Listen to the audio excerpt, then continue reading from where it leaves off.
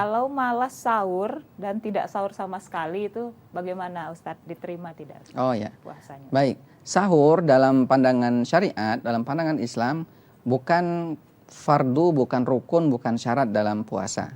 Karena tadi udah kita sebutkan dari sekian rukun puasa, syarat puasa itu tidak ada yang namanya sahur. Sahur itu adalah sunnah. Sunnah yang sangat dianjurkan untuk dilaksanakan. Karena memang namanya puasa kan kita tidak makan dan minum dari terbit fajar sampai terbenam matahari. Maka itu kita sangat disarankan untuk sahur biar puasanya kuat gitu ya. Namun sekali lagi sahur ini bukan sebuah rukun, bukan sebuah wajib. Artinya kalau ada orang yang tidak sahur, namun dia sudah niat berpuasa untuk esok harinya, maka puasanya sah, tidak masalah.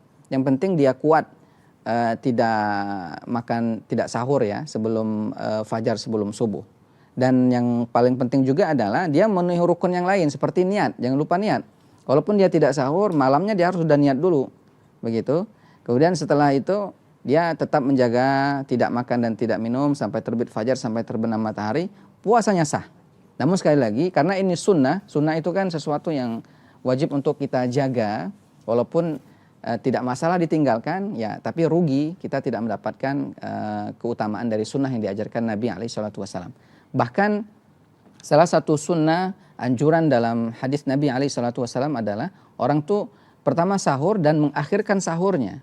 Ini dalam rangka tadi biar kita punya energi ketika nanti siangnya berpuasa.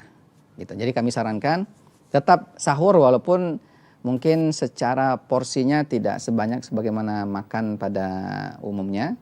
Ya, yang penting kita ambil sunnahnya di dalam amal yang disebut dengan sahur. Wallahu a'lam bishawab.